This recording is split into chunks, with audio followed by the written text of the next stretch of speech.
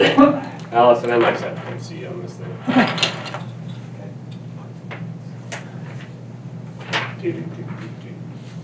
Tim, you good? Oh, you got it. I don't have an agenda though.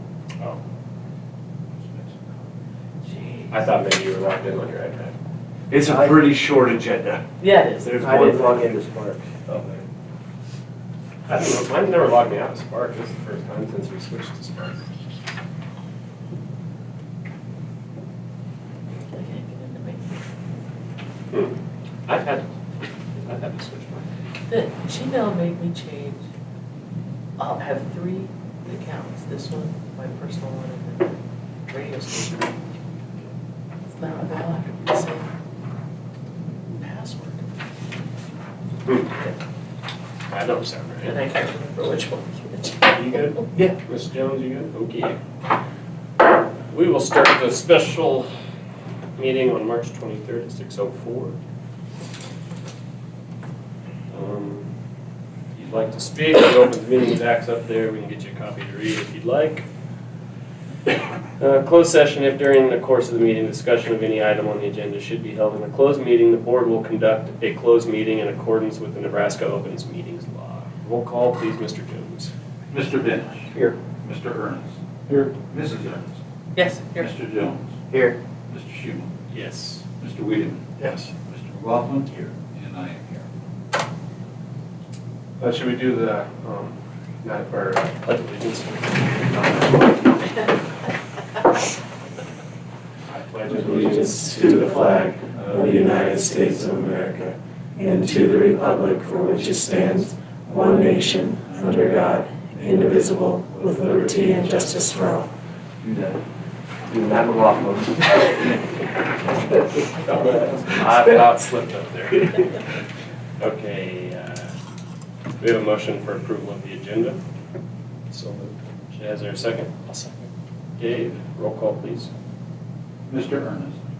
Yes. Mrs. Ernest. Yes. Mr. Jones. Yes. Mr. Schumann. Yes. Mr. Wiedemann. Yes. Mr. Bench. Yes. I don't see anybody here for hearings, people to address the board. Are you gonna have somebody speak, Matt, or we just do all that down the? Yeah, we'll just Okay. We'll move on to the regular agenda then. 3.1, excusing a board member, everybody's here. Review, 3.2, review, consider, take action regarding adding a position at the elementary school. Well, we just had 2 board members out last month, so we didn't want to make a decision with 4. So the concept that we're presenting to the board is just an opportunity for our school district to add a position to our school. Would kind of help us with in a couple of different areas as far as instructional coaching goes.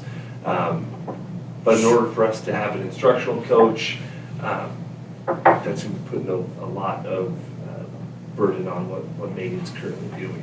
So our way to address this was to move Mrs. Murray to the Title I teacher, go with all grade levels for her, and then advertise for a new 3rd grade teacher. So that was the kind of conversations over the last couple of months, to talk about the IPGs the states starting up and with the science of reading. So I guess for me, I had just a couple of I just wanted to talk informally, or I guess formally as a group, and just see what kind of questions were still out there about adding a position at the school, and just kind of what your guys' thoughts were before we held an official vote on it. My thoughts, I like the idea of it. I think it's something that is necessary for schools. I have a big problem with the unfunded mandate aspect of it through the legislature. Because that just makes me crazy. But in the same respect, from what I can tell from the information you guys have sent, is we really don't know what kind of time that's going to entail. I mean, we're assuming that it's just so all up in the air for me. And if it's something that the service unit should be providing, my thought is that could we look at it for the year and see where we are and maybe force the service unit to do stuff, because if that's what they're supposed to be doing, why are all the schools letting them off? And I know that the service unit is extremely overloaded but it may be something where it would shock them into saying, all right, we gotta get more of these coaches on board. I just have a horrible time with unfunded mandates. It's just not right. It's not right. When we talked to the service unit last week about our needs visit, what the service unit will be helping us out, now we have special education, and then it inevitably got brought up about this reading coach. And it was kind of like what we thought was going to happen. Like their reading coach is going to be like the reading coach of the reading coaches. So it wasn't really come on into the buildings and help in any capacity, I'd say, really at all. They're gonna coach the coaches, is basically what we were told. Is that's her job, is she would help whoever is doing this in your building to. And do it's those things. K through 4, is that right? Is that what we're going to do? Pre-K through 3. Through 3. And do we know what amount of time that's gonna take for? So pre-K through 3 is for the IRPs. The IPGs is pre-K through 12 in every subject. Okay. So basically, the literacy coach would go into every teacher's room every so often, from pre-K all the way up to 12, and provide that support for those teachers. I don't know if it's, I'm not sure what it looks like yet, maybe you know more than I do, What kind of time in each classroom? I mean, do we know that?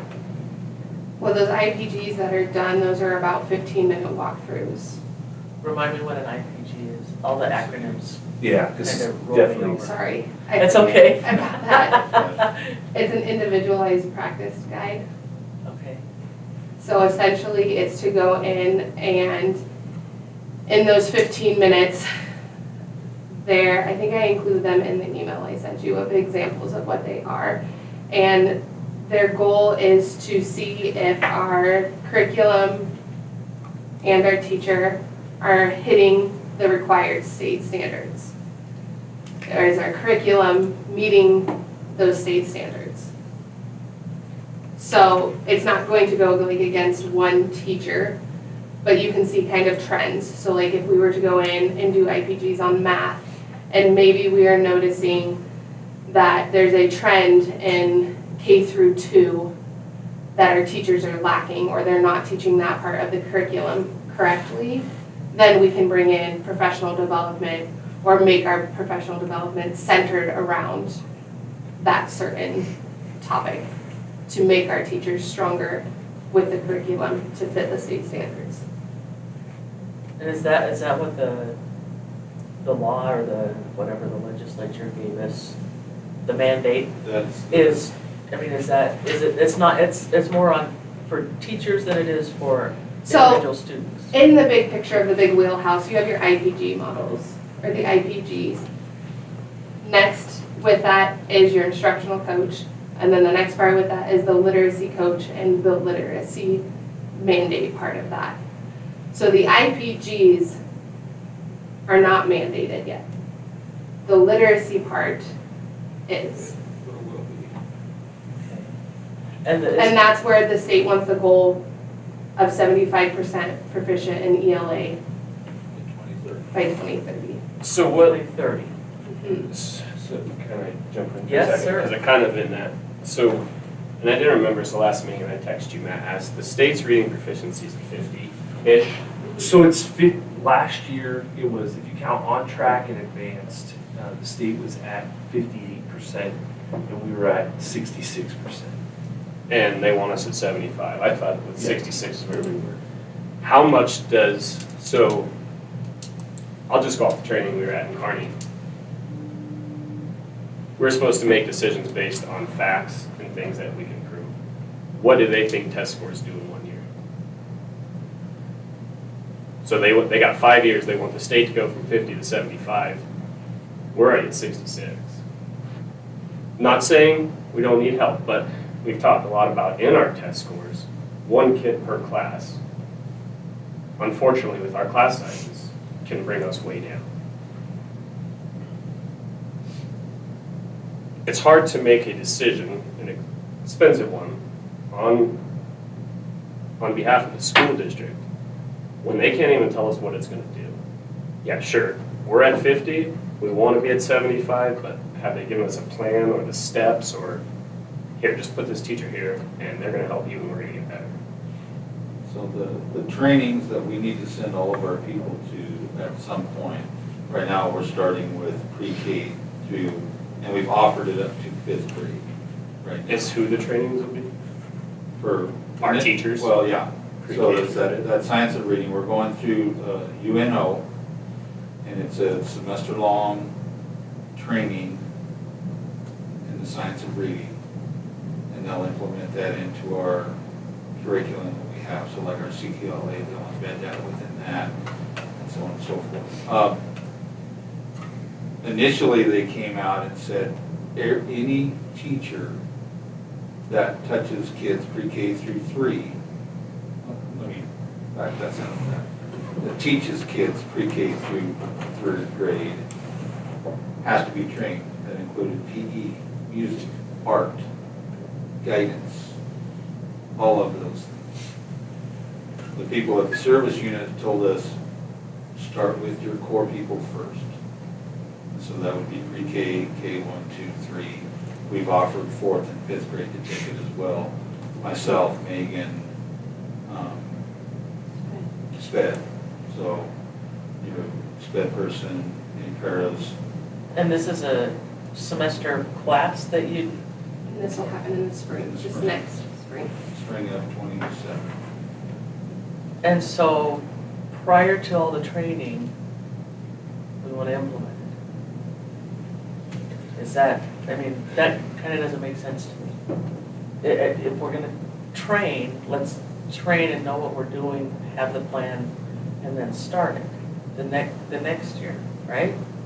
Or am I? Oh, so you're saying, yeah, like, why would we have it before we're effectively Before we training? train. Right, we're So our training jumping in is, front of the yeah, it was kind wagon. of for, the state kind of put us in this spot where we thought it was gonna be fall, and then it was We had asked for spring. it to be in the fall. And I love the fact that we have the training, because as it is, I mean, I know if you're gonna be a reading specialist, you basically have to have a master's or a doctorate, right, to be considered a reading specialist. I think if you try to implement it before you do the training, those habits are gonna form of things that maybe we weren't looking for, and maybe you're not looking for the right things once you start the training. I guess the training needs to be going on now if we're gonna implement it Right, next year. for this stuff. Yeah.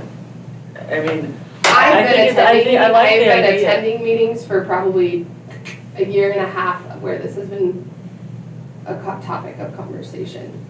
But to get our teachers trained in it as well, But it'll fall in the spring.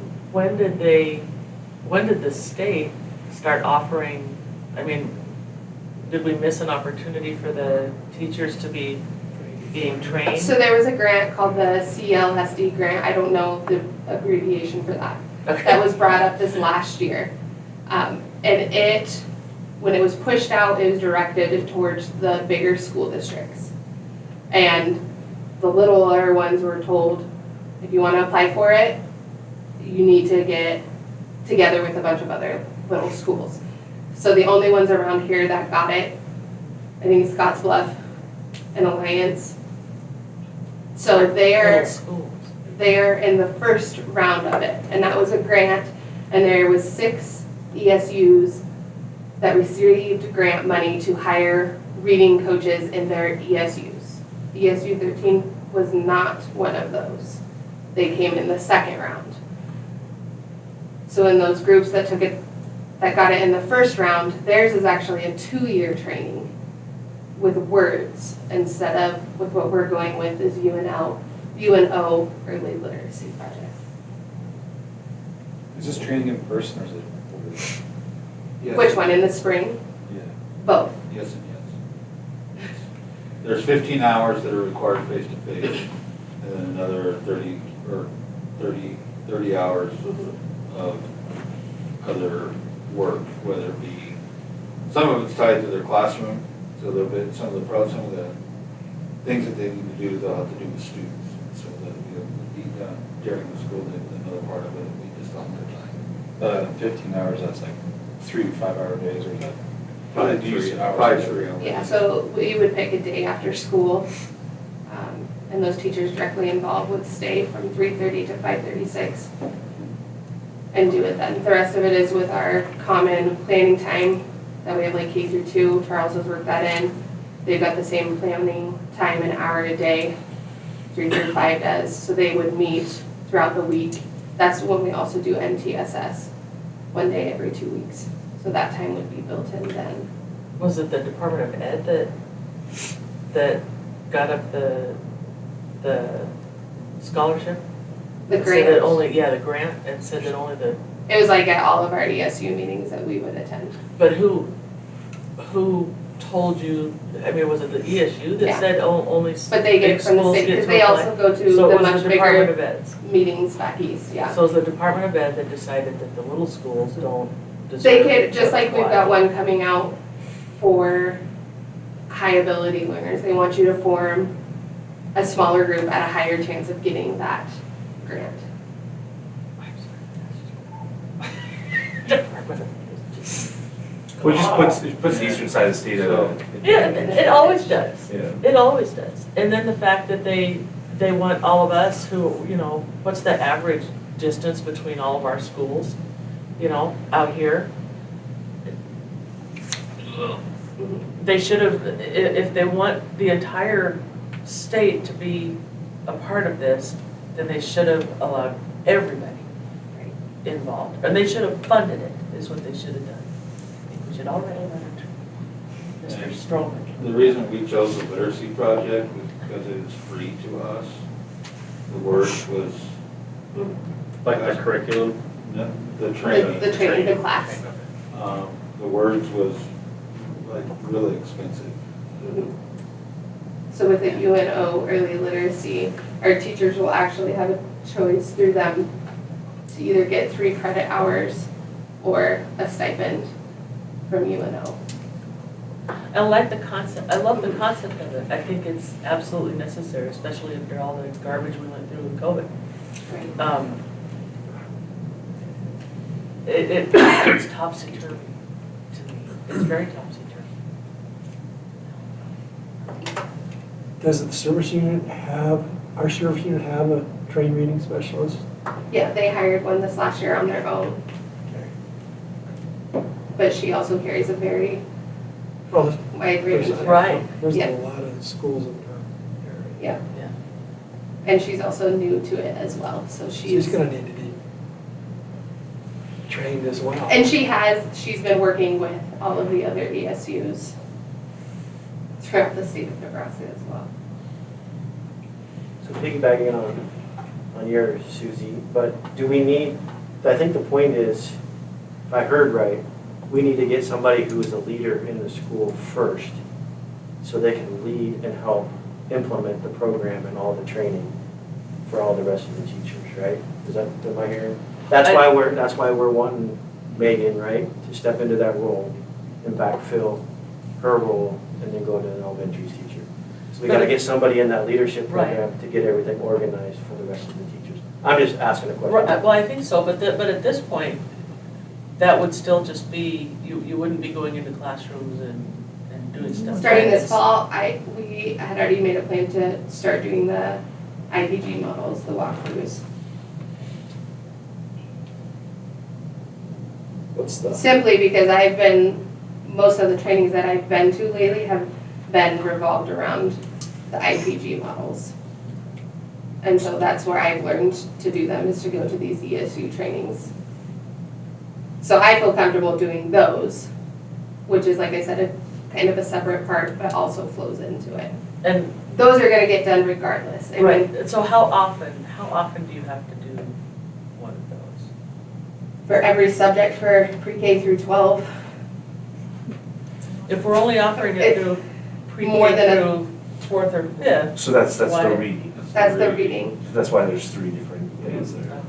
Yeah. So one of them's the early childhood reading thing that we're talking about. Then there's the So what she's talking about is if you were a first grade teacher, she would come in and watch your ELA lesson. Then another time come in and watch your math lesson. And another time come in and watch your social studies and your science and whatever else you're doing. So at the high school, you would come in 7 different times for all their different classes that they have. But how often? Are we talking once a semester, twice, once a quarter, once? Enough to get enough data to back up the fact that, See, and that's my problem with the state, like, we're supposed to make decisions based on data and facts and results. And I think they just throw us something that they're not even quite, great idea, don't get me wrong. Right. Right. But I don't think they know, for sure. Like anything, And Middle of next year, they're probably gonna change. yeah, like anything else, they come out with this stuff, and then the next year or two, they make big changes, because they're finding out it isn't what they wanted. And now they changed the screener and went to a statewide screener. Yeah, They- I can see that they're gonna do that again. They promised trust the government. Okay. So that would be for 5 years. And then they would reevaluate at the end of 5 years. because the state assessment has changed since Charles and I have gotten to this school probably 4 to 5 times, No, more than that, and that's just in in 12 years. 12 years. So what's the hard and fast deadlines here? We're saying 2030, we have to have, 75%. be there by 2030, 31, or 20? 2030 is what they're saying, so Okay. I don't know if that means, What's- probably the spring assessment of 2030. Be What's the 29, deadline for 32. having IRPs in place?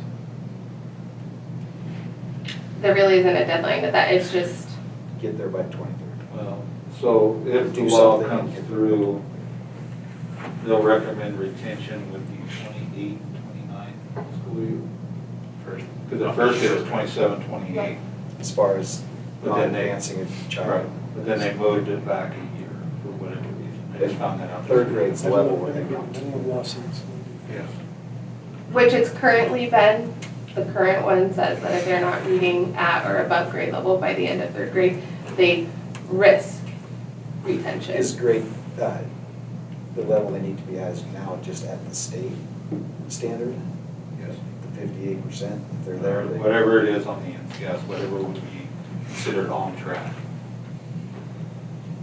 And that number floats around from year to year. It could be here, it could be there, it could be here. And sometimes I think that they wait until all the schools are done and then just float it so it seems normalized. So, I don't know, it could be tricky. It almost sounds like we'd be, the training, I think, sounds great, and I definitely want us to do that. The way the state does things, I almost would say, let's do the training and make our own thing, you know, and, because we know our kids. Right. You know, and the training to identify and put all that together would be. So the training isn't to identify, But, that's to build the early literacy, and Charles knows more on that part. It sounds like the principal is the one who'll have to send in and fill out the information on if our teachers have, So I'd have to Meant send that. back the thing that says, all of you teachers have completed this early literacy project through UNO. And I send that to the and you'll state. get a badge. And then they're supposed to start implementing it, like with future colleges to implement with their, And your badge follows you, yeah, so your if badge you follows change, you. if you change schools, it follows you, so that you've been trained in the science Right. of the literacy project and science of reading. As for the screening, that's kind of a different topic. We currently use Acadians, which did not make the cut for this next year. We'll move to M class which is through Amplify. And that's the screening of the students. Yes. That's the screening of K through third graders that determine if they're on an individualized reading plan. Or if they have dyslexia, all of that stuff. So all this data you have to collect, you have to send it to the state, or is it just, our students take the test at the end of the year and if they're proficient, we meet the criteria? Depends on which one. Why can't they just have I that? know. But like, so for the reading part of it, that's the one they have to be at 75%. And that's where they have to be, they want the state to be 75%. Our kids have to be proficient, either, so be on track, is what they call it, by third grade. If they're not, then we have to recommend retention, unless they're on an IEP or been retained before, or have dyslexia or parents' refusal. Because they still have the parent refusal part of it. When it first came out, they didn't have it. Then they kind of backpedaled on it. Legally, they couldn't do it. Yeah, yeah. They got sued. So let me ask my question a different way, if I could. The data, you said you go into the classrooms and you collect all this data. What do we do with that data that you're collecting? What do you use it for and how? Do we have to submit that to the state in some way? Can I ask which data you're referring to? You said you went into the classrooms collecting the data So for your walkthroughs. for your walkthroughs. For the IPGs? Yeah, Those will be more used for, like it stated, if our teachers are teaching the curriculum the way it needs to be taught in order to meet the standards. So the IPGs are more for us as a school district to make sure we're staying on track, or our teachers staying on track. Is there a loophole where our teachers might not be strong in early literacy? So in return, we would get them trained in early literacy.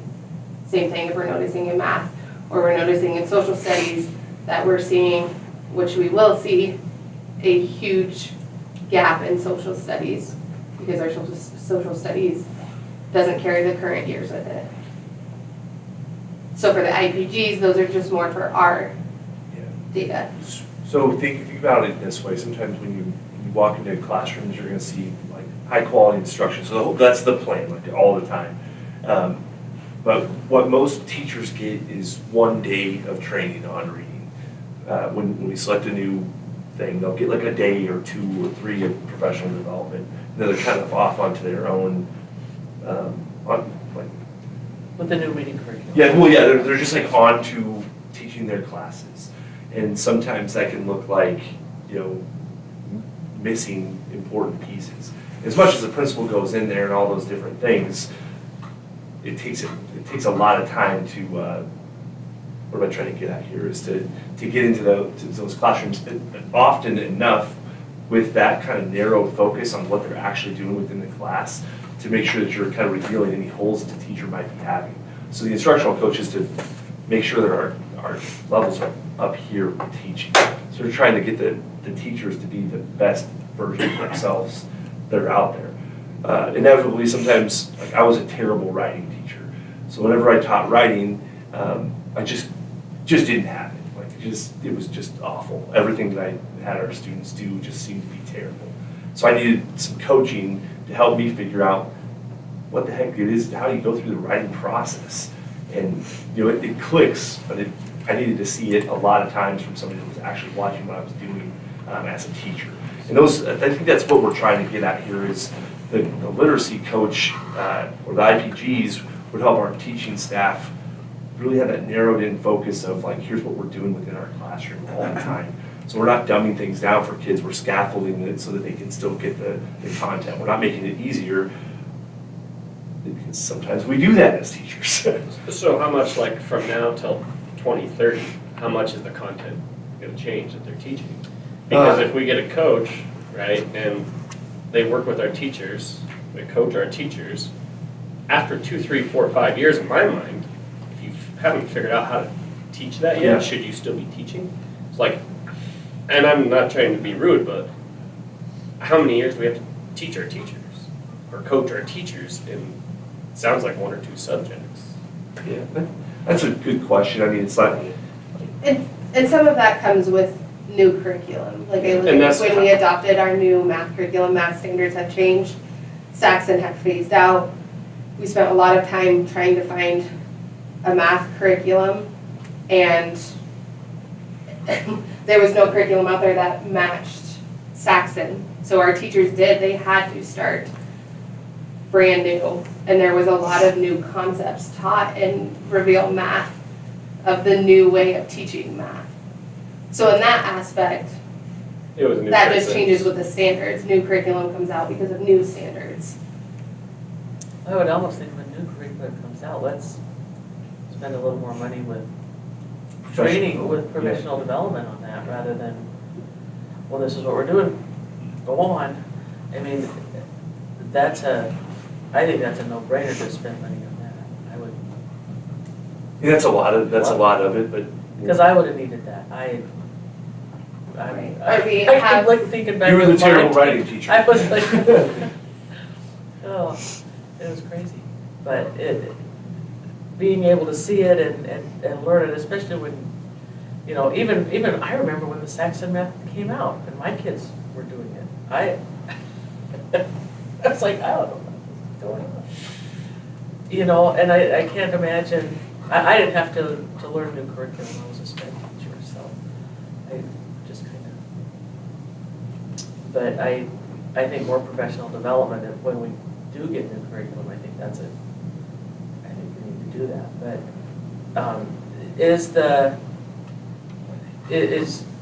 again, I guess I'm looking at the time and then the training for everybody.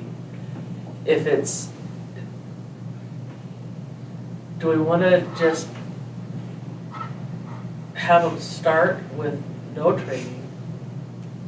Or do we want to have them trained and start and not kind of going blind? Because you're the one who's been taking all these classes and learning all of this. Have we had meetings to let the other teachers know what's going on? That's my. For like the IPG models, Okay. I have Michelle from ESU coming in the end of April to come and do some with our staff. The staff is aware of what's coming down. We have meetings to tell them this is what's happening. Just not some abstract, not a timeline per se. So the staff needs to be more focused on the early literacy portion of it, not the IPGs. Are you following me on that part? Kind of. So the IPGs, though they're not an evaluation, Right. those help determine if our high-quality instructional materials or our curriculum are still continuing to match. So that's more of like your curriculum director's job and portion of it. Okay. Then you have the literacy part of it. And that's where the training of our teachers will come in the spring. And that's just essentially to beef up early literacy, because those are the building blocks that I'm assuming the state is hoping that by 2030, if we build with these younger kids to improve literacy, it will help improve those scores over time. Well, the state should extend that to 31 so that everybody gets the training and then can jump into it and do it. That I have no words for the state right now. Because it's like, hey, you're gonna be a doctor? Can you give me some pills for my tonsillitis? I mean, it just doesn't, it's out of the normal flow of. I think what- they are just trying to make, this is a guess, so do not quote me on this. I'm assuming why they have it in such a short 5 years is because they're also gonna start implementing this at the college level when they're training new teachers. So then those new teachers, when we get them in 5 years, they've already been through all of this. It's just early literacy right now is just lacking. And I think strongly we started to see this ball rolling down the hill when districts started realizing we needed to get preschools involved in your school district, because early literacy starts early. Yeah. And eventually, that sponge stops. And so hitting it hard when you're earlier in their school career is better. Oh, I completely Do I agree with agree the with whole how thing, they but have slid it all out? I do not, but that is the sliding it all out that I have a problem with. I just I don't agree with how they've done it. So right now, K through 3 is the impetus of what they're going to do, right? the what? K through 3 is the goal to work with them first, and then after Pre-K that, through 3. yeah, and then they go down into 4th, 5th, 6th, 7th, and then there'll be, if I get it right, some additional help along the way. Is that? I'm thinking their thinking is we have everybody at 75% by 3rd grade, that should carry them through as they continue on, is my guess. That's their logic, is that if we get everybody at that proficient level, by the time they're 3rd grade, they can read then. How much of your time will be spent as a coach with, per se, the teachers to the students? Because, I and can't honestly answer that. And I'm not in there with you guys every day, but I look at other districts and I look at our staffing. I would go bet a large sum of money our kids already get more one-on-one time with the help they need than probably most kids do at other schools, right? How much more time can we give kids one-on-one that they're already not getting? I'm not in the school during the day, so I don't know. But when you look at other schools and a lot more kids, I guarantee you guys are spending more time one-on-one with kids and helping them. And my question is, if we're at 66, so it's, say it's 1 to 2 kids per class that drops to 75 down, you're gonna spend a lot of time, in my mind, maybe with those 1 or 2. So those typically currently are the kids who qualify for your individualized reading plan. Are they already getting some help? Yes. Okay. That's, how much more can we give them that's actually gonna do? But outside of that, like math is getting left in the dust because those individualized reading plans cannot take place during core curriculum time. So that That leaves was my me, question. that leaves me the afternoon to work with them. I can't pull them during specials. So that means I fit, like at the beginning of the year, I had 19 kids that I had to fit in seeing between noon to 1 and 2 to the end of the day. Was that every day? Every day except Fridays. Fridays I reserved for curriculum, my curriculum director position, and use that as a backup day. So if I was gone earlier in the week for a training, those kids would get their service times that Friday. With a lot of success. So like our kindergartners came in with, I think it's 9, and we were down to 1. So those pockets of, But as for like one-on-one time, I mean, that goes by grade level. We have obviously some classrooms that have 5 kids and that's a one-on-one with a teacher. Right. Regardless, we've got some classrooms where our needs are all over the place. I mean, you've got 2 kids that are completely different academically wise than the other 2 kids sitting next to them in the classroom. Yes, would it be ideal to have another person that was in there that could help? Yeah, absolutely. In the perfect world, it would be amazing Perfect. to world, we could do give an our adult for kids every 2 everything. kids, absolutely. I mean, every kid that needed something would be perfect at school. With our preschool, like this year this fall, you'll have both who took third, who were 3 and who were 4, all have had 2 years. You think that's going to make a big change in how they're learning how to read? We hope so. It's hard to make that decision currently because we haven't had spring testing to compare that to. Oh, we did some this year. But So, those only yes, one this year year will be students. the This is first, the one will be year. the first one. We're 4-year-olds. Do I see maybe just a little bit, yes, because preschool uses a different curriculum than we currently use in the elementary. But that comes with everything. I mean, it'd definitely be nice to see within the next couple of years, the scores from that. So I know you talked about, I mean, we've been focusing on K through 3, but in our other meetings, you talked about, we're updating it clear to 12, right? How do you think that'll affect our kids in being prepared for college and better on beyond? How does that affect them? I mean, I would think that it would be beneficial to them because it would be maybe a little more rigor in some of their other classes.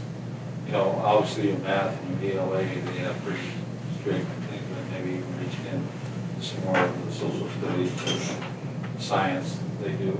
Mr. Anderson does a really good job with science. Kids that take that track. Now, obviously, there are some kids that don't. They do just what they have to do. So, for instance, when we do math, everybody takes algebra, everybody takes geometry. They have to have a third one. Some take algebra 2, some take algebra. Others take business math, and they're done with it.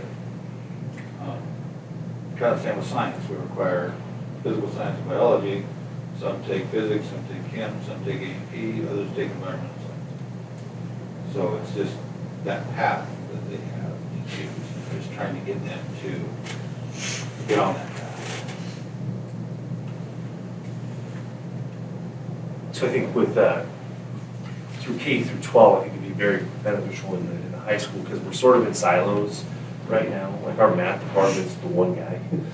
So I mean, we could kind of expand that out a little bit to with instructional coach to maybe help kind of connect those dots in the places, whether it's through surrounding schools or not. And I think we probably need to be doing some of that anyways. You probably wouldn't do that in the first year though, would you? I mean, we don't even know what this is gonna consist of. And if Well, that's we the commit thing, to so it, technically, like, some of that is an instructional coach position, then some of this other stuff falls into like a literacy coach position, like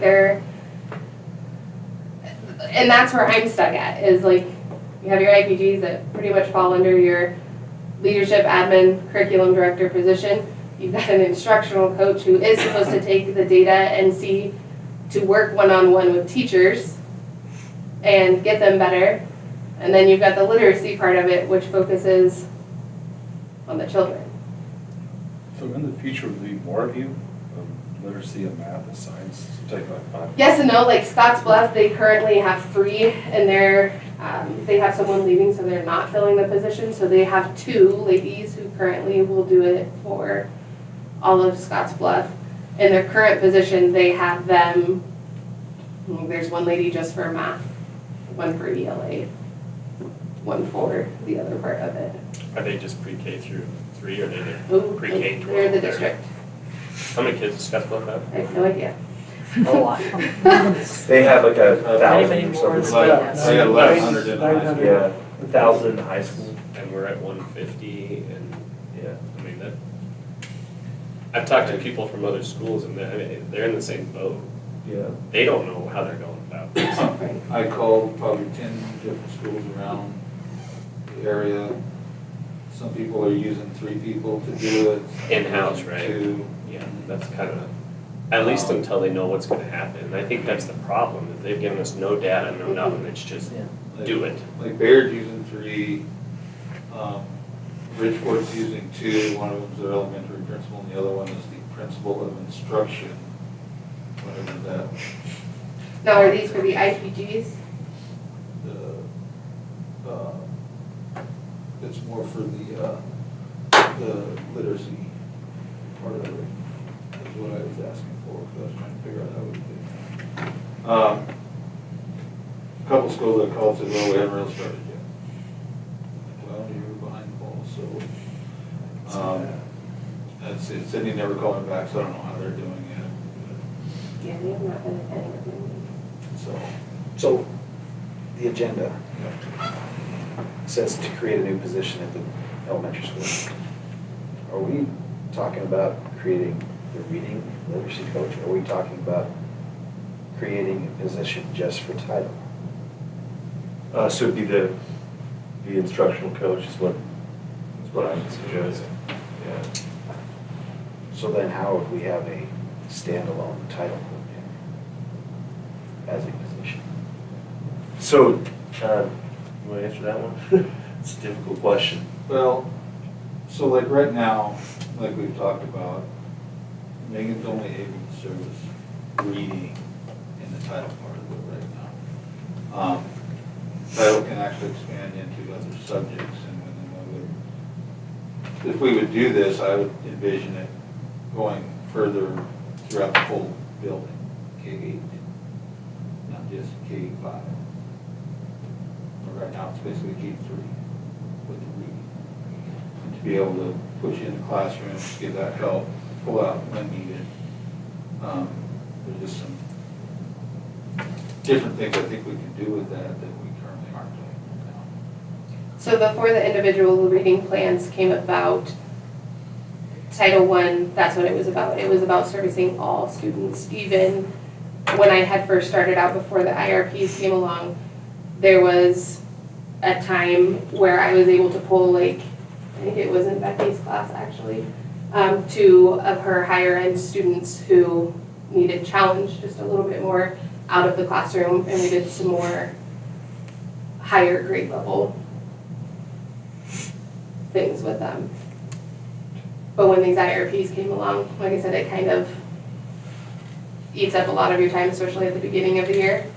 Sometimes at Christmas time, you don't lose very many. It just, that you can't base off of that, because those numbers fluctuate all the time. Have new kids move into the district, that fluctuates all the time with it. Has the criteria for chapter changed?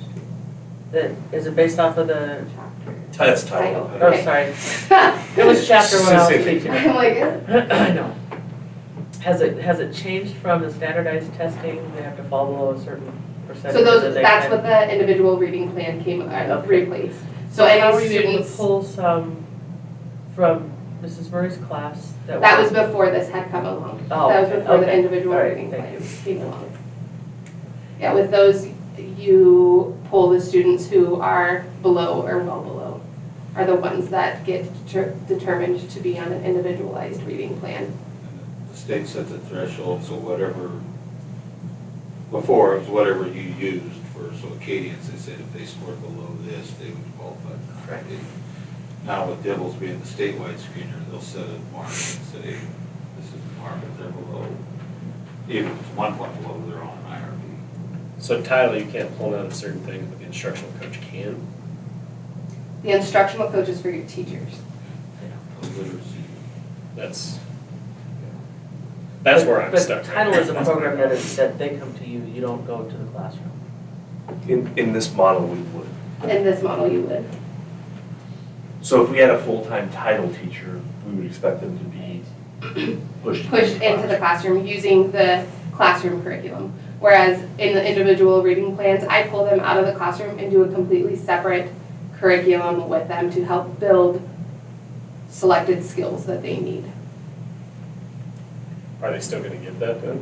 If they're in the classroom, because you can't have 2 different curriculums in the classroom. I will still do the IRPs because those will fit So into. you still will be separate. Yep, those will still fit into the early literacy part of it.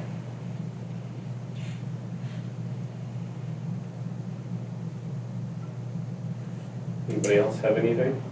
Questions? It's been great information, thank you.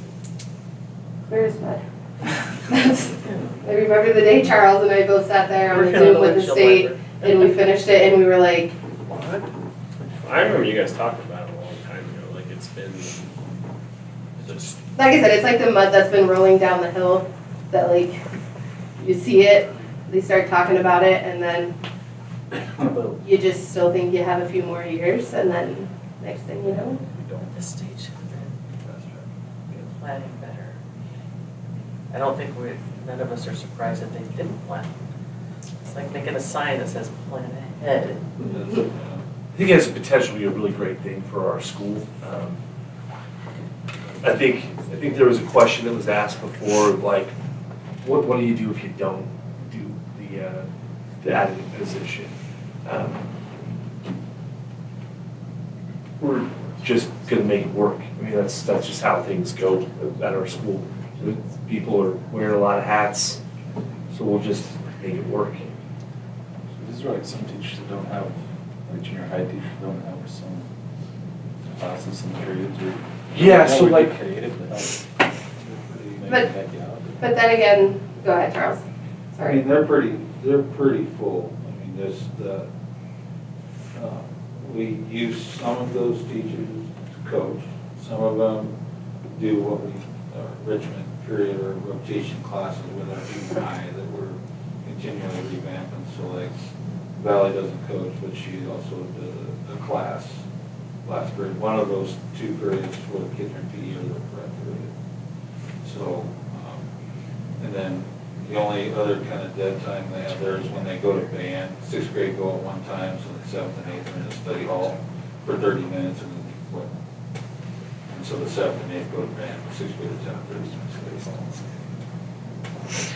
But yeah, their whole morning is, their 3 core classes, math, English, social studies, they do science right after band. And then PE and showtime. Would there be an opportunity to maybe hire a couple paras that might ease a little bit of someone's time to, A couple paras will equal a new teacher salary, close to it. Right now, you get a lot of money back. Yeah. And until they shut that off, that's a big one. It's 80% of their cost. just, I get, my thought is just until we really figure out what the heck this whole thing's gonna look like and what we're gonna need for sure staff-wise. You know, to try to, to try to fill in a little bit of a gap through next year while we go to training and all of that, so that we can come up with a plan that is more than what we have, you know? And that's the state's fault, that's not you guys' fault, that's the people there. I don't know. So Megan, what are all the titles and positions that you, besides Title I, you have? Curriculum director, Curriculum director, principal designee. and I mean, with the curriculum director, you know, how much time, you're on the phone with companies and stuff. And that time fluctuates, like when we're picking out a new curriculum, there's a lot of time directed towards that. At the beginning of the year and at the end of the year, are busier times because you're reordering curriculum, making sure teachers are getting it at the beginning of the year. Do they have enough? Do we have enough textbooks? Do we have enough online parts to it? So the busiest part of like the curriculum director's job, besides adding in these walkthroughs, is spent when we are getting new curriculum and making sure it matches our standards, because obviously the curriculum we look is based for just Nebraska standards. So that's hard because that just kind of fluctuates depending where we're at when standards roll out. And then you add another title. Right. Which would be an instructional coach. Instructional coach or literacy coach or whatever. Like I said, the instructional is more geared towards instruction of your fellow teachers compared to the literacy part of it. This goes back to what the state, they want to implement all this unfunded. And now they're talking to the state legislature to limit our budget to a 2% growth. And with what with our negotiations and now adding this position, I don't know if we'll even meet that. So a lot of it isn't from us not wanting to do it. The state has put restrictions on our budgets or are in the process. 2% stuff. Yeah, It's inflation. yeah, it's inflation. So I have no doubt in our ability to get to the 75%. What happens to a school that doesn't? Are they talking? Well, we were on penalties for the, that, or is there? so we were, at my previous district, we were on the, on like for lack of a better term, we just call it a naughty list. So it's just a lot more state members of the state coming into your building, and sometimes it comes with additional money to help you provide things like instructional coaches and things like that, potentially. I'm just saying, we're at 66, the state average is 58. Yeah, 50. it's, sorry, it's like, Okay, that means there's some that are pretty low. yeah. We haven't heard yet if there's going to be any kind of, for lack of a better term, a penalty for not making it. They have so many caveats in between there that, our class of 10, if you have 70% that make it, the 3 of your kids are sped, then it almost turns into 100. I don't know. Yes, But see, mathematically, it's not even possible in that case. Well, and that's my question on this, is to the state, whoever voted for this, whatever. Like you said, say 3 are sped, they're not gonna get there no matter how much work and time you guys put into them. Potentially. Potentially, and there will be some that come through at times. I mean, being a sped student doesn't mean you can't. No, Agree. It doesn't mean you can't get there. But it makes your job probably more difficult.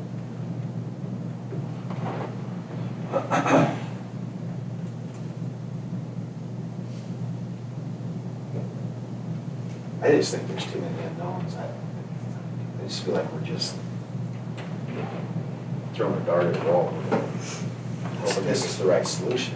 If it's not, now we've created a new position. Not a position anybody's going to want to get rid of. And that would happen, so I don't know, I feel like there's other answers here. I know that puts a lot on everybody. It's a lot of Megan, a lot of Charles, a lot of... But I just think there's a lot of unknowns here. Is there data on schools our size or schools around us, and I'm sure there is, that show teacher to student ratio? Because a lot of it, my guess is we're pretty good student to teacher ratio. The board members I talked to from their schools, I'm guessing their student teacher ratio is worse. And they're nervous about this program, and that's why for year 1, they're like, we just want to see what it's gonna do. How can we do it in-house? It's not gonna be easy for anybody. But that's tough to justify, especially with our numbers, especially with the work and the help that you guys already give our students. To jump into something when other schools bigger than us aren't doing it, it makes it tough to, in my mind, visualize that, I guess. And I would think that if we don't do that, that we do the training, that we get, Well, the and training then will we happen see, regardless. right, and then we see, then the state will change it, and we'll all have to practice moonwalking. I don't know, because that's just what they do. I would like to see the training, see how you guys see it going, and if it's automatic, August, September, like, wow, this is awesome, I've already seen it. November, December, let's start talking and making a plan Yeah, early. That's how I see it, but that's just one person up here. I struggle. Yeah, their training is in the spring though. Yeah. So next spring? Yeah. Well, that's what I'm saying. The state doesn't even know what they're doing, and they're like, here, you start this, we'll train you in 2 years, good luck, and then by 30, you better have it. And what business world does that make sense at all?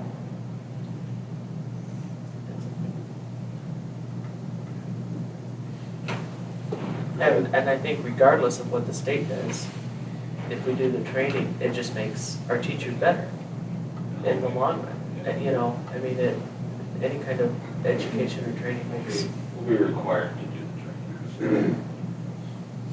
That'll happen. And that's great. I mean, it's just so unknown.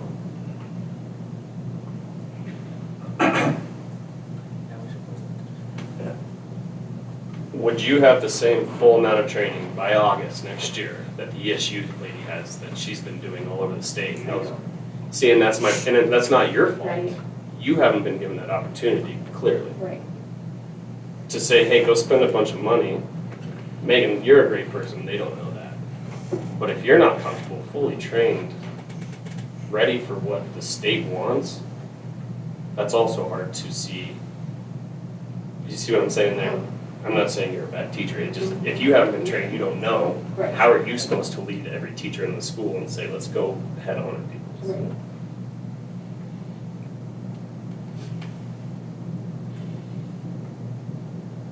But at the same time, she's taking out her role, she can focus on it. I'm just playing devil's advocate here. No, I want everything. Say it. Speak it out, that's the better. I mean, that is what a lot of places do, they take people out of role, trade them up to lead everybody else. But you're trained in it first before you do it. She's gonna be the leader and trainee. There's a difference between. But to clarify, I am not training our staff in the spring. She's just That, I know, but I'm Okay. saying if you're gonna lead the program next year, you're gonna be working with all the That I teachers. am not doing. That's hard to see. For me, maybe you guys see it, I don't. It's. Anybody? You guys have anything else to say? I will just say, being full-time Title I, helped when I first started at Leyton, and being in that position of being able to push into the classrooms and out.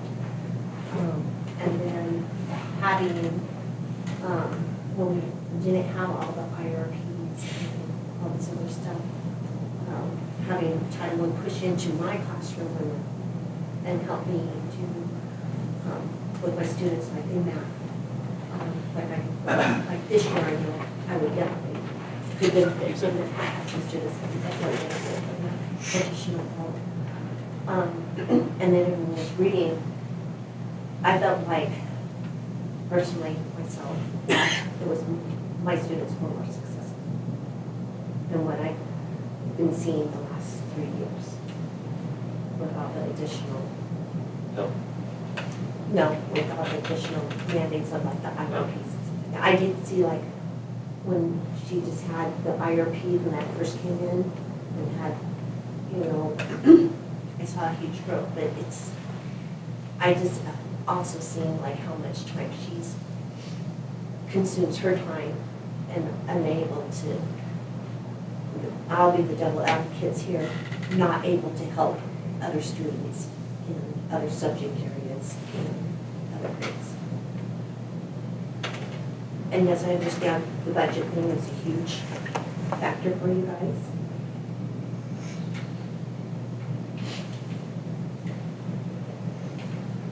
But that's just from a teacher being there on the Title I side and then being on the other side of it too. I forgot for that.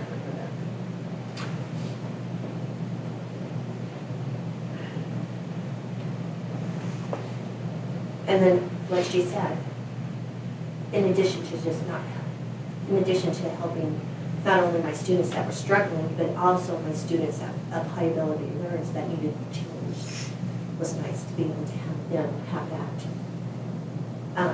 outlet to go with her and do some stuff that was more challenging to their ability. Or like the how program.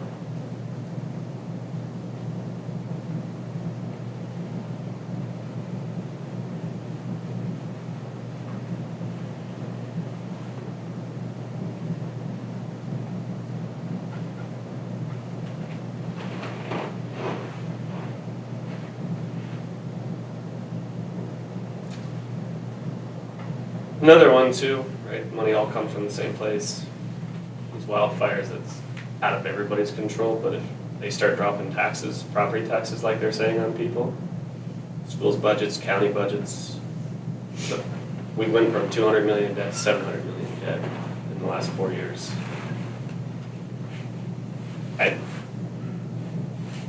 I don't see the funding getting better anytime soon.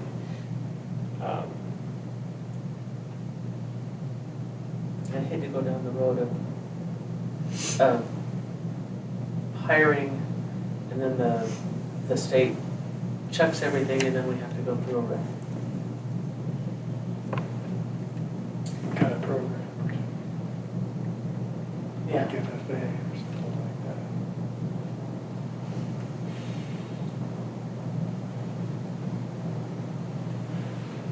that. I guess for me, on the budget side of things, I feel like, Charles and I have been saying this for the last few years, we want to be the best small school offering.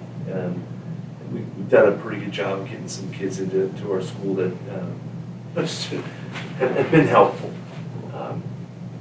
I think if we're the best small offering or best school in the area, and our testing shows that, people are going to more likely choose us over the 3 other neighboring districts around. So it's just something to consider as we look at budgets a little bit differently.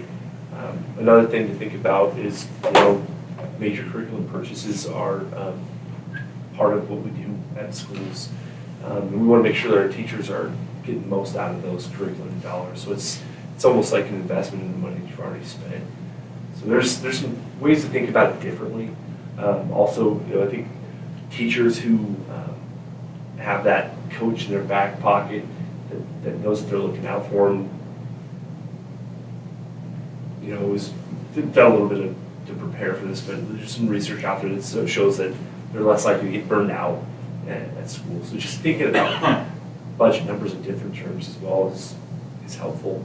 But I understand, like, we're in a great spot right now, but that could change. If we don't have substantial option kids coming in next year, with the data I sent out today from the state, it's great. It's great news. But what happens if the following year we lose 15 kids off that docket? So we can't hang our hats on option kids all the time. But being known as the best small school offering would be a step in the right direction. These guys are taking it and running with it. We have a school to the north that's considered one of the best schools in the state right now, and I'd like to have our school being known like that. To that point, I would too. Yeah, Absolutely, but they will not be named in this. I was gonna say, I'll watch one up. But no, it's Bridgeport. They're like I don't believe they're creating a position. No, I mean, and that's one of the things, you look at them, you look at Mitchell, they're bigger than us. Yeah. And I don't know Mitchell's reading scores, I'm guessing Bridgeport's probably higher.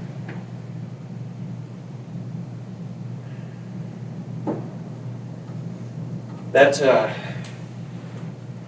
you can't chase everything either. I mean, we have to be realistic. And the thing that gets me is that 66 to 75. That kills me, because to me it looks like we're pretty awesome compared to the rest of the state. There's probably some districts that are a little better. And by 30-30, that gives us 4 years to, I mean, it's going to be implemented next year, whether we have a position for it or not. That still gives us 3 years to get to where we need to be, and we're that close. And we've added some preschool. And we're hoping that helps. Yeah.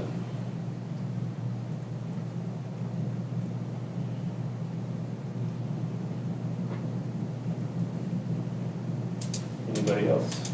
You guys too? Feel free. Chad, Dave? Okay. Review, consider, take action regarding adding a instructional coach position.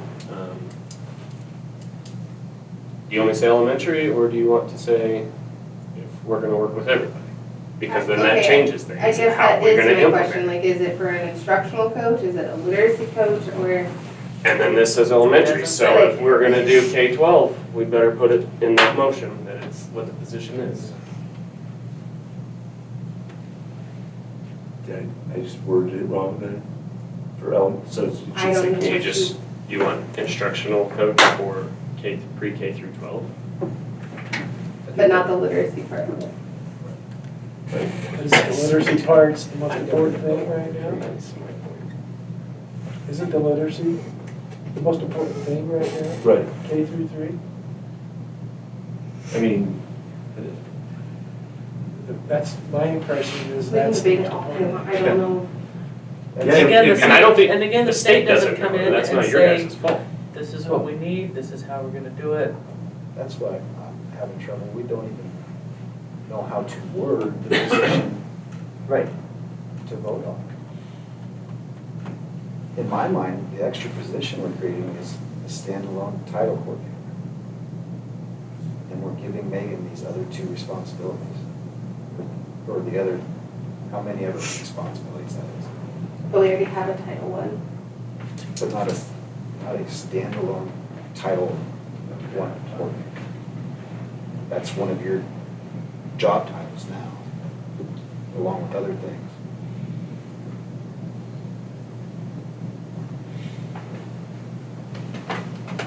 I think that would be the addition then. Can we change that? It just While says we're regarding sitting the here. position at the I elementary. mean, when it school. comes down to money, what we're talking about is hiring a 3rd grade teacher. Right. That's the expense of all of this.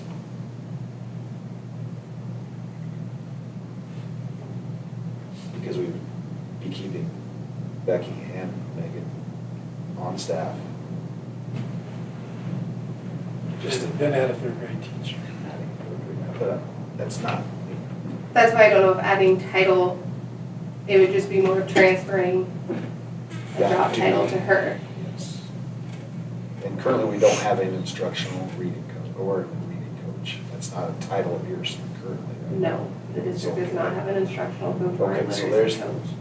there's the position we're creating. Is it for the elementary school or is it pre-K through 12? I'd say, to me, right now, we'd be focusing on pre-K through 3. I'm not saying that wouldn't expand. For a literacy coach. Yes. We call it that. Literacy coach is what? But understand the cost is the 3rd grade teacher, Yes. which is, as a package, is going to be $60,000 to $70,000. Minimum. Minimum.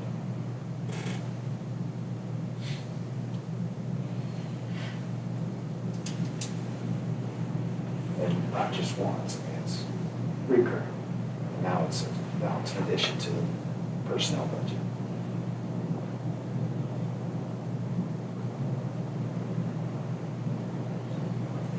Do you have a bunch of people watching? And then what do we do if the 7, state changes been between 7 and 12. course on that? We didn't adjust. I mean, we're gonna have to adapt to whatever the state says.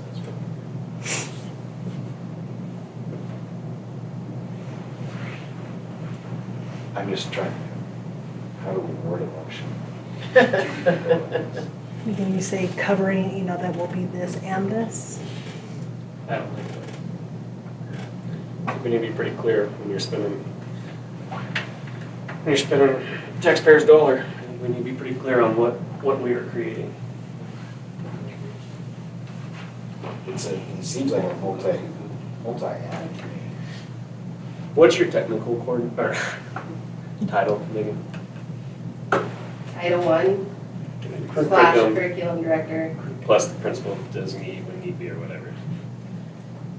So now Are you keeping curriculum and principal? I'm not a principal. Well, the principal designation would need be. Or is that just, The way we handle that is we have a pyramid put together. So off of the top of it, I imagine, we're out of the building, then it goes to whoever. So like up here, it's Cody. And then the next one will be Glenn. And down there, she's third in line. And then it goes to Becky. Then it goes to Nick. would you keep curriculum? Yeah. So it'd be literacy coach that we're creating. I think if somebody wants to make a motion, I would say probably expanding into an instructional. The, add literacy coach to Megan's title. We say we're moving Becky to Title I coordinator. And I guess we can include advertising for the third grade teacher, but we probably don't have to do that. I think that would add the spot that we're looking for and very much clear it up with the community on what it is that we would be doing.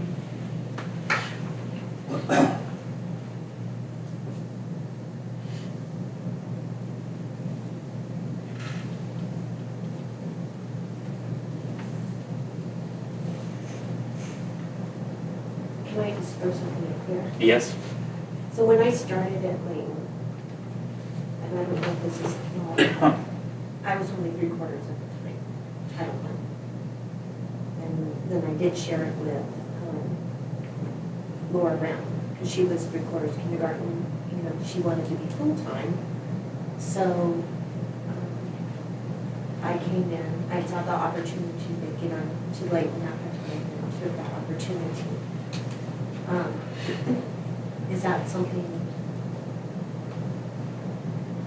you would consider maybe like a part-time position, Title I, and then maybe pick up the other? Well, Title I in general for Leyton is a part-time. And that I'm not sure how that is figured. As part of your- Because that's is what, that because that's why I do. By the service Title- unit then? Still? No, I have no idea on that part. That's why I did, when Dana left and she was part-time principal, part-time librarian, curriculum director, and I moved into title, it's only a part-time position. So that's when she had transferred over curriculum director. So if it's gonna be a part-time position, that changes our budget a lot. Correct? Like if you're only doing title. So title's reimbursed at like 61% or something like that. So it's like, that's why I think that's why you're saying that it's a part-time Yeah. position. That's just kind of how we fund that position through title. I think if we pushed it in, it has the potential to be a full-time position, for sure. But we'd still just get the 61% from the federal government. Just from my point of view, where I'm interested in this title position, I would be interested in working with you guys to find like part-time, just given my personal circumstances and my reasons why I want to step out of the classroom. And I mean, if that's something that you guys would be willing to consider, I'd be willing to work if that's a position, making that part-time. Sounds great. I wish we'd have known that before this meeting. I mean, that changes a lot. What did she have? Do you need benefits too, Becky? Even part-time, do you need Up here though, benefits? that's not. I'm just asking. This isn't on the agenda. We can't, I mean, that's the bad thing, we can't talk about it. True. Be something we'd have It's hard to make a put on plan next when, Need to vote on whether we're adding literacy coach to Megan's responsibilities, and that's it. that's, for right now, that's all we can do. And I don't, That's the agenda. Without creating another position? Or talking, can we make one part-time, 3 quit? because That's I- not we the can't agenda, sit we right can't. now in We this- can't do, yeah. in this meeting and talk about salary, Sure. part-time, full-time, benefits, we're not even talking about We'll, that. So that's not, just So it's adding- almost like we need to just have that as another agenda item at our regular meeting. It's the position that puts these guys in. That's, and the agenda item is adding a position, so that's it. that's it. It's vague, doesn't say which one. Yeah. So we have to stick to it.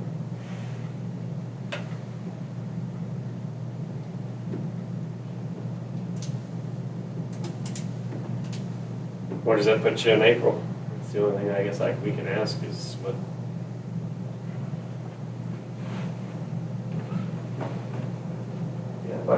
mean, we can take a vote right now as it is.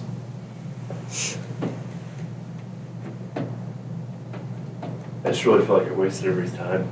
No, you're fine. No, It's all right. just- We got a lot of good discussion. Yeah. We didn't know where the conversation was gonna head, and that's all right. I don't know if adding a title to Megan is not creating a new position. Is it? No, just giving her another job. Yep. That's not our job. She's Yeah. That's your job. It's just Yeah, for this would organization be a new position. under the budget. Yeah.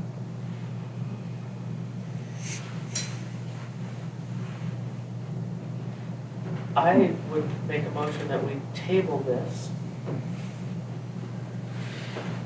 for the April meeting and come up with Would that be okay the with you? more, Becky? As long as it's done before the 15th. Oh, yeah, but it is, I I think. think it's the 13th. Monday the 13th, contracts are due the Wednesday the 15th. We have to have the contracts. It'd be the 13th, yeah.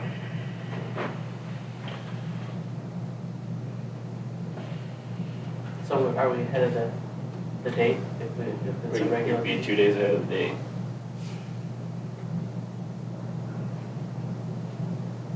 Okay. Do you have a second? Is there a second to table this till the April 13th meeting?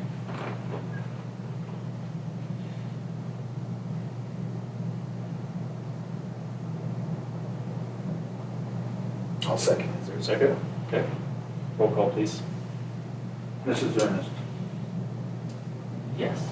Mr. Jones, Yes. Mr. Schumann, Yes. Mr. Wiedemann, Yes. Mr. Benish, Yes. Mr. Ernest. Yes. You consider take action regarding, we can skip that informational meeting, or informational items. The next regular meeting is April 13th, 6 PM. Do we have a motion to adjourn the meeting at 7:26? I'll make the motion. Motion by Dave, is there a second? Second. By Tim, roll call please. Mr. Jones, Yes. Mr. Schumann, Yes. Mr. Wiedemann, Yes. Mr. Benish, Yes. Mr. Ernest, Yes. Mrs. Ernest.